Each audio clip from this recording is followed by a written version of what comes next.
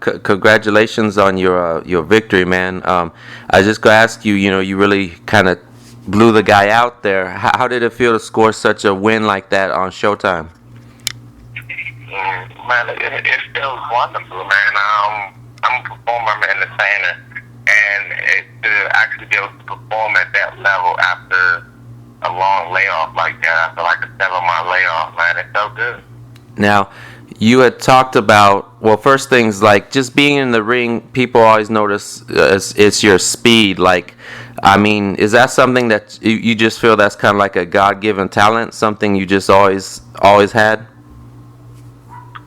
I definitely feel as though it is something that was God given, but we definitely have to work on it in the gym and certain exercises and stuff that we do to actually try to enhance our hand speed. So Gotcha. that's basically what it is. And we spoke at the weigh-in, and you told me that you were interested in a fight with Juan Manuel Lopez. Is that still a fight you're looking at? Most definitely, that's the fight we're looking at. Actually, my management team, I talked to him yesterday, and we were talking about Juan Manuel Lopez. But unfortunately, we found out that he was suspended until 2013. Yeah. So I mean, I had no knowledge of that when he went to 13. Mm-hmm. But that's someone we definitely still is looking at. Hopefully, once the suspension goes by, we'll still be a zero loss fighter, and we'll be willing to see him. Got you. And do you know, have you heard any ideas on when your return to the ring might be, or what your immediate future may be? Oh man, we're actually planning on getting back in the ring sometime in September. Okay. Got you. And my wife is currently pregnant right now, mm-hmm. and the baby's supposed to be due, I believe, August. So I want to get a little time to hold my kid and right back at it. All right. And I was gonna watch. This weekend, junior featherweight champ Nonito Donaire is fighting Donaire-Mathebula. I was just gonna ask, are you familiar with Nonito Donaire? Any thoughts on him as a fighter? Oh man, I'm definitely familiar with him. I think he's a good fighter.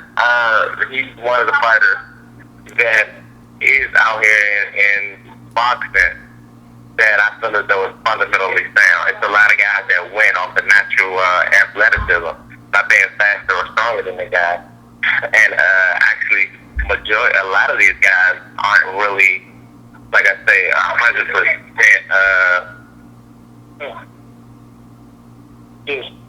A lot of these guys have a lot of flaws that I see in front of being basically sound.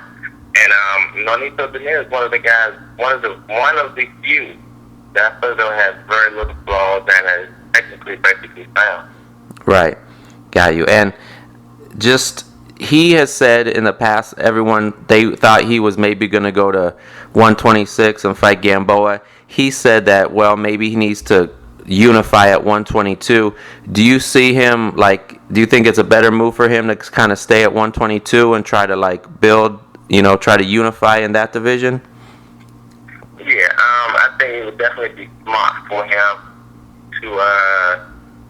to stay at 122. And one of the reasons is basically after his last fight, he spoke on how he felt as though he didn't bring his punching ability up with him in weight, because he was actually 118 at first, I believe. Yeah. And he moved up to 22, and he felt as though he didn't bring the same power that he did at 18 and he did at 22.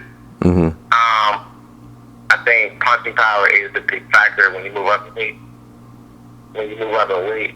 But I think he's one of those guys that's exceptional enough that even if he was to come up to 126, he'll fare pretty well with some of these guys. I definitely feel as though that he can be beaten, though. He can be beaten. These guys, and if it came down, who would be willing to take the fight, man. I feel as though I don't think he can deal with my hand speed or my punching ability as well. Okay.